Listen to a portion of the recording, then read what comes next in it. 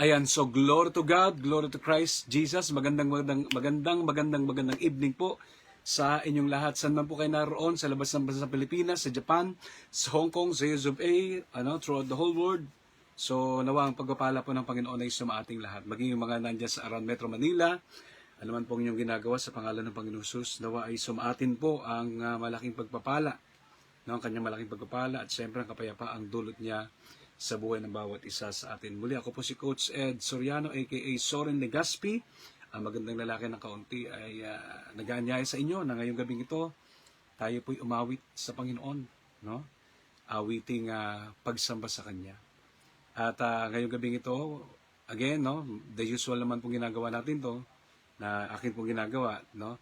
The usual na isinishare ko sa inyo, yung akin pong mga original composition.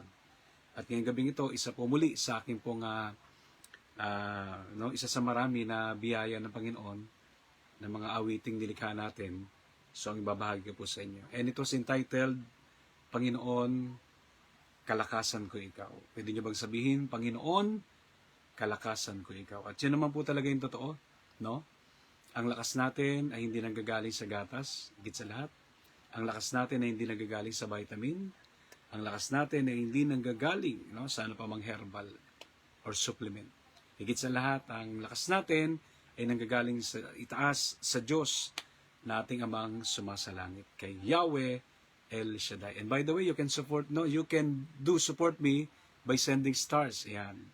Kaya wag po kayo magatubili, no? At syempre magagawa niyo po yan kung meron po kayong GCash app, no? O yung GCash application. Sa mga nagtatanong, kasi may mga nagtatanong paano ba kami makapagsisend ng star sa iyo, Brother Ed? Yan. Kailangan ba namin sumakay ng ang nakapolo? Pupunta sa buwan. Hindi po, no? Kailangan nyo lang ng GCash app. Yan, GCash application. So, bago po sa awitin pong nais ko pong ibahagi sa inyo, meron lang po akong nais-quote o tunghayan sa inyong talata. No, mga talata mula sa Biblia. At dito po, sa Aklat ng Mga Awit, allow me to share this sa inyo pong lahat while you are watching. At ganito po ang pagkasabi, tunghayan po natin sa Magandang Balita Biblia. Sa Tagalog, sa Magandang Balita Biblia Tagalog. Sabi po rito sa Isaiah 59, okay, verse 9 and 10, at ganito po ang pagkasabi, Ikaw, Panginoon, aking Diyos, aking kalakasan. Ikaw ang muog ko at aking kanlungan. At sa talatang 10, ganito pong pagkasabi ng maliwanag pa sa sikat ng araw. Ako'y minamahal. Mahal ako ng Diyos. Grabe, no? Ako'y lalapitan upang ipamalas ang kanyang paglupig sa mga kaaway. Alam nyo, may mga pagkakataon naman na hindi tayo laging feeling well, malakas, no? Kaya, salamat na lang sapagkat, di ba, ang talagang nating pinapahayag, we can do all things through Christ who will gives us strength. At yun po talaga yung totoo. At lagi lang natin babalikan, no, yung ginawa ng Panginoon sa Krus ng Kalbaryo, yung katotohanan na tayo ay kanyang minamahal.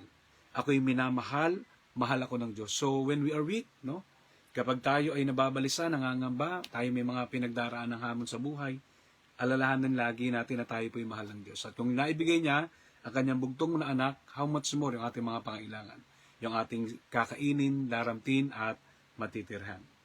At huwag natin kalilimutan, sapagkat ang Diyos ang ating tagapagsanggalang, ang ating tagapagtanggol. So, ano bang ibig sabihin yan when we are talking about God is our strength? Ano po yung sinasabi dito, mga kapatid minamahal, no? Hayaan niyo po ako na ipagpatuloy ko po itong akin pong binabanggit sa inyo. Ang sabi po dito is this, ang Diyos, ang ating kalakasan, ay nangangahulugan ng isang pangunahing paniniwala ng Kristyanismo. So, ito yung paniniwala natin mga Kristiyano. Ito yung paniniwalang Kristyanismo. Na sabi nga dito, no, na kapag tayo o nakapag umaharap tayo sa mga pagsubok o nakakaramdam ng kahinaan, sapagkat yun naman ang totoo. Diba? Kaya nga huwag nating akalain na tayo'y matatag. Huwag nating akalain na tayo'y malakas, baka bigla tayong mabuwan.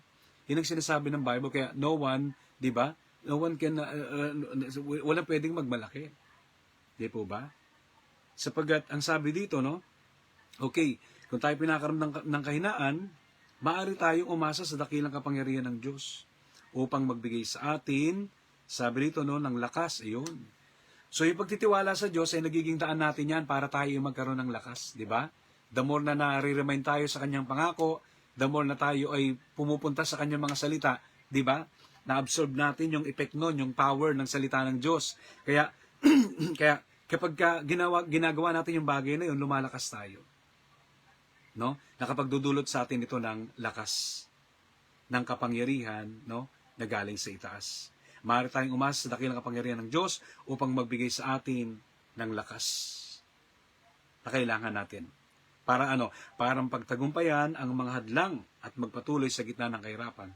Maging sa buhay pagdalingkod, there were times na parang down na down ka, parang ayaw mo na, parang gusto mo na huminto, parang gusto mo na tumigil. Bakit? Sapagkat may number 1 pagsubok, may number 2 pagsubok, number 3 pagsubok, 4, 5, 6, 7, parang tuloy-tuloy, parang walang tigil. Diba? Parang gulpi sarado ka na. Pero huwag tayong mag-alala, sapagkat ang Diyos ay lagi nandyan. Handa tayong tulungan at saklolohan. At anytime available na idulot sa atin, ibigay sa atin yung kalakasang kailangan natin. Grabe. Diba? Power. And so to speak, sabi dito, no, ito ay nagbibigay ng kaaliwan at katiyakan. Di po ba?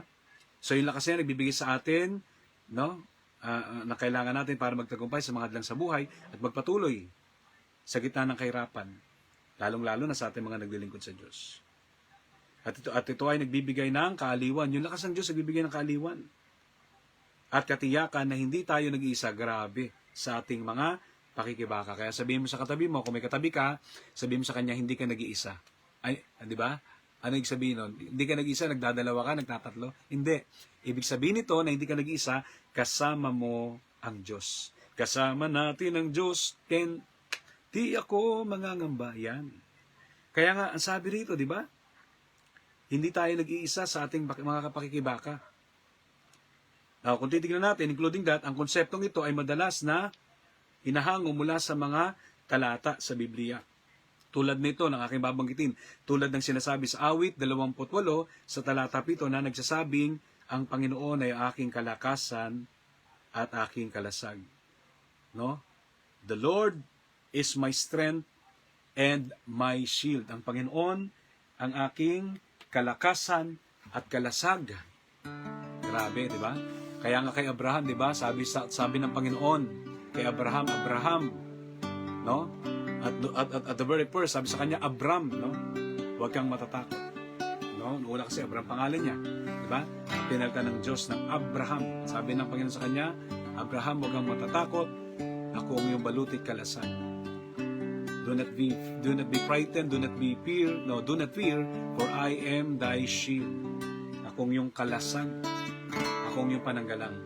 Kaya shoutout muna tayo dyan pag may time. Shoutout mo kay Sister, Eileen Saranghelio. At syempre, no, yan po, she's watching dyan po sa lugar ng Parañaque, if I stand correctly. At syempre, ganyan din naman, including that, shoutout mo kay Sister Irene. Yan, dyan po sa lugar ng Malabon. At ganito pong sinasabi ng awiting ito na nais ko pong ibahagi sa inyo tonight. At kung kayo po napagpala ngayong gabi ito ng mga salita ng Diyos, medyo pong napakinggan, kasama namin po ng ating pong one of my original compositions, feel free to share it. At huwag niyo rin po kalimutan yung akin pong YouTube channel. I-search nyo lamang po ang Coach Ed Soren Soriano. Mag-upload na po din ang ating poster. Panginoon, ikaw ang kalakasan namin. Karami mang pagsubok, problema, hamon ng buhay, ang dumarating sa amin, Panginoon. Alam namin kami magtatagumpay. Sapagkat ikaw ay laging kasama namin, sumasa amin at patuloy na nagpapala sa atin. Let's hear this song. It goes like this. Panginoon, kalakasan ko'y ikaw, na sa akin ay laging nakaagapay. Kay rami mang pagsubok ang darating sa aking buhay, alam kong ako'y magtatagumpay. Yung pong totoo, pagkasama natin ng Diyos ay laging magtatagumpay. sapagkat siya ang Diyos ng katagumpayan. Panginoon, ang kalakasan ko'y ikaw, yeah. Nasa akin ay laging nakaagapay. Thank you, Lord. Kay rami mang pagsubok ang darating sa aking buhay, alam kong ako'y magtatagumpay. Sipasin, Panginoon, ang kalakasan ko'y ikaw. Nasa akin ay laging nakaagapay.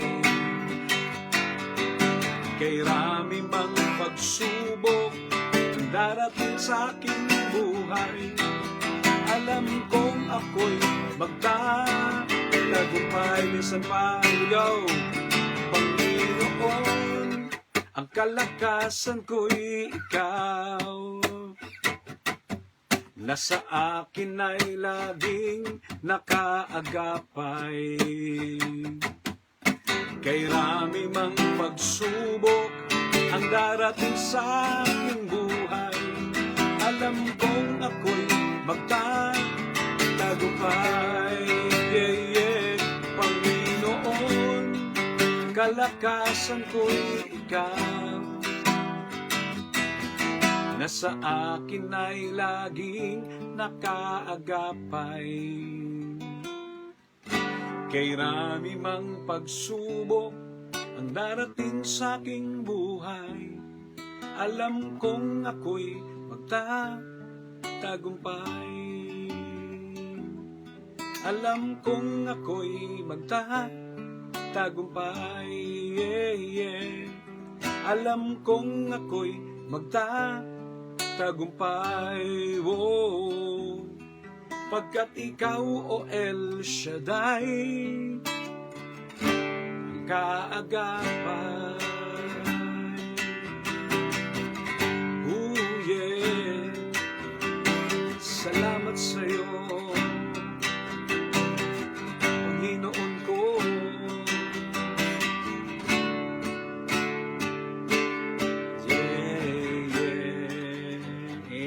Amen, amen. Yan, amen po. Sabi ng ating super friends, yan, si Sister Nora Mansano. Yan. Pagkaalam ko siya po ngayon ay nandyan sa norte, something like that. Yan. So, shoutout din po, no? Kay Sister Shirley Guanzon. Yan. Isa rin sa ating mga kaibigan. At syempre, ganun din kay Sister Imelda. Yan. Kay Manay. Yan, na kanila rin pong super friends, kanilang kaibigan. So that song na inyo pong napakinggan was entitled, Panginoon, kalakasan ko'y ikaw. At yan po'y related sa atin pong tinunghayan na salita ng Diyos. And including that, sinasabi nga po sa 2 Corinthians chapter 12, verse 10, when we are weak, our God is strong. So ito po yung kabalintunaan, di ba? Ito po yung katotohanan na hindi natin kayang pasubalian. Tingnan niyo po kagandahan ng salita ng Diyos. Kung kailan tayo mahina, di ba? Mahina ka nga eh.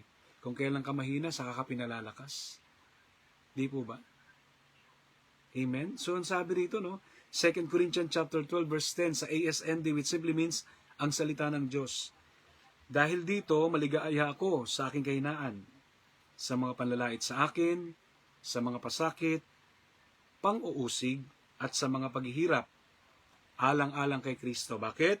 Sapagkat kung kailan ako mahina, saka naman ako pinalalakas. Kaya sabi ni Apostol Pablo, di ba? Ipagbubunyi ko ipagmamalaki ko. Kung, di ba? Dapat ganun sa buhay natin. Mas lalo nating, di ba? Kung kailan tayo mahina, mas lalo nating ipahayag ang kadakilaan ng Diyos. Mas lalo nating ipagbunyi ang Diyos sa buhay natin. Kung kailan tayo mahina, sabi ng Biblia, the more na tayo palalakasin ng Diyos. Kung kailan tayo mahina, dyan darating ang kalakasan ng Panginoon. Hustong takal, siksik, liglig at umaapaw, at walang sukat, paglagyan. Kaya huwag po natin kalilimutan yan.